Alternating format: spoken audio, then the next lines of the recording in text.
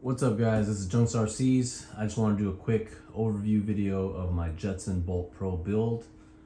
I'm going to start off with the power specs, 48 volt battery, 48,000 watt controller, 48 volt 1500 watt hub motor. The controller and motor were from AliExpress. The battery I got on eBay. I will put links for everything that is mentioned in the video, even stuff that I don't mention. I am able to get 30 to 35 miles an hour. I'm hitting 30, but where I live, I basically run out of space, but it seems to be continually climbing. I have hit 38 miles per hour on a slight decline. And I will say at those speeds, it starts to get a little bit sketch. The front end gets a little bit wobbly. I do have a front suspension fork from JB Bike Parts that I have not put, hoping that might help with some of that to just absorb some of the road vibrations and things like that. I'm going to be doing a series of videos where I documented the upgrade process, but I just want to do an overview of everything I have. I will be linking everything down below, which is going to include the motor that I went with, which is a 1500 watt hub from AliExpress, the controller, which I externally mounted here with this controller box, which I found on Amazon. I have a 48 volt 8 amp hour battery, which fits perfectly, especially now that I don't have the controller inside. This one was a little bit bigger. Originally was running a controller upgrade from JB Bike Parts, but once I upgraded to the 48 volts 1500 watt motor, I wanted to get something that had a little more amps and to pull a little bit more out of my upgraded battery as well. I do have the seat, which I carry my 6-year-old on. He loves to come on rides with me. There was a seat and the foot pegs for him, and I had bought a handlebar, which I was originally running like his own handlebar, which would drop down and he would hold on when I had the stock handlebars on here. Then I have this BMX style handlebar, which I found on Amazon also. The thing about that is that because it is taller, wider, you will have to replace the front brake line because it will no longer reach the rotors if you use a stock one. You will be able to reuse the rear. The brake line normally goes down the stem, goes through here, through the frame, which it still is right now, and then it normally drops down and pops back out here, and then it would connect here and go back to your rotors. But what I did to get just a tiny bit of extra slack, just enough to reach, was I pulled it out of basically the seat stem section of the frame, and it comes out here and it just goes straight across. By doing that, it's literally just the right amount where you won't have to rerun another line. I mean, you could run a new wire through the sheath. That'd probably be pretty easy because they usually slide through, but to replace the actual whatever this is called, sheath is what I'm calling it right now, you'd have to run it through the whole frame up the stem, and it'd be a huge pain. As you'll see in the next videos, when I run a couple lines through here, it was a huge pain in the ass. I ended up tearing some of the protective outer coating, but luckily didn't damage wires when I did that. I will link the brake lines, the handlebar, everything will be down there. I'm even gonna list all the tools that I use just in case. Some of you guys might be experienced modders. This was my first big mod that I had done. A lot of what I learned was through Facebook, the Jetson Bolt group. So definitely a huge shout out to all those guys. Here's my phone mount. It's called the Gub Pro 3. I'll link that as well. I mean, there's tons you can choose from, but if you like my setup, you can literally pick every single item that I used. What I ended up doing with this case is it has a stock hole in the back, but I ended up drilling a hole on the side so that the end of it could just drop down more easily.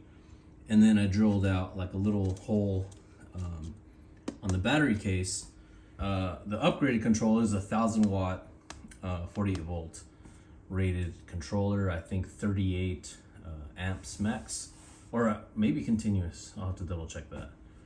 Regardless, I am getting 30 to 35 miles an hour on this setup, so this is exactly what I wanted from the beginning, and it took, a lot of trial and error to try and figure out, what setup. I originally had done the battery, and then I did the speed hack on the controller, which gave me maybe a bump of 3 or 4 miles per hour. Then I got the JB Bike Parts controller, which was awesome because it was plug and play, and I got to kind of get a sense of how you would connect a controller, because before that I was like super intimidated by the whole process. Never thought I would do, this whole setup like this.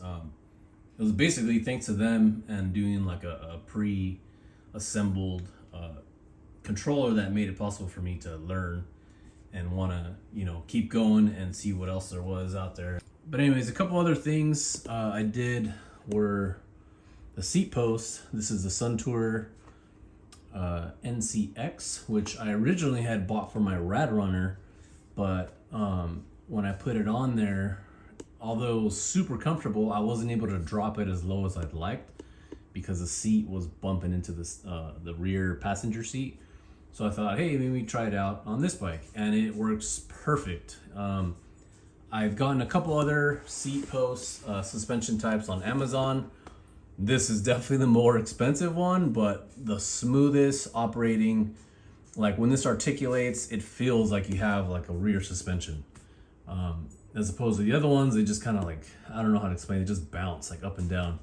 This one moves like kind of back and down. So it's not just like a,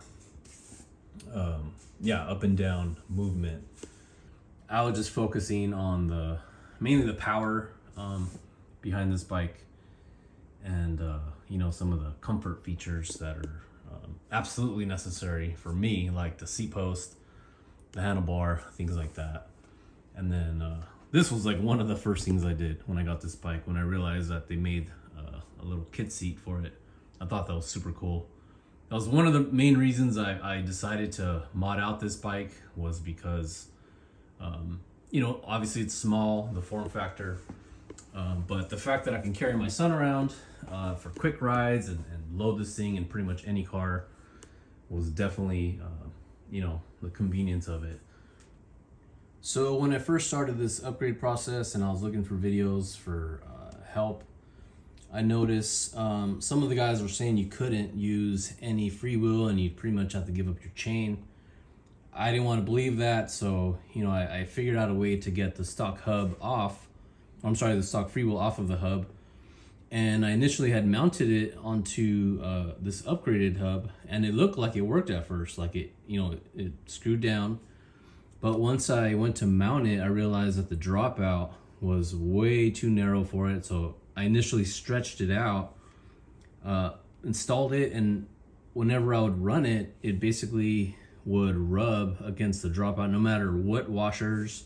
The amount of threads that are on the stock freewheel and the amount of threads on the hub didn't match up. So this wouldn't sit flush onto the hub, it would stick out too much, and the main like bearing would rub against the dropout, and you'd get pinching. In the beginning of my filming process, I'm describing how I'm using the 12 tooth, and it's gonna be part of my install. Later on in the videos, you'll see me ordering a bunch of different freewheels to try to figure out what's the smallest that I can fit. And in the end, I determined 16 tooth is basically the smallest. So what I did to compensate is I got a 56 tooth front chain sprocket kit from Amazon. I am able to pedal. Obviously, when I'm going close to 30 miles an hour, I'm still air pedaling. So, at least there's some pedaling. Whereas, initially I thought if I wanted to do this upgrade and be able to hit those kind of speeds that, I wouldn't be able to use a pedal. That's pretty much it. If you guys have any questions, feel free to let me know. You can drop a comment below, or if you're in the Facebook group, feel free to shoot me a DM, and I'll be happy to help you guys. Again, I'm going to link everything at the bottom. There are affiliate links, so if you do purchase something, I will get compensation for those purchases. But everything that I have linked, I have used on this build.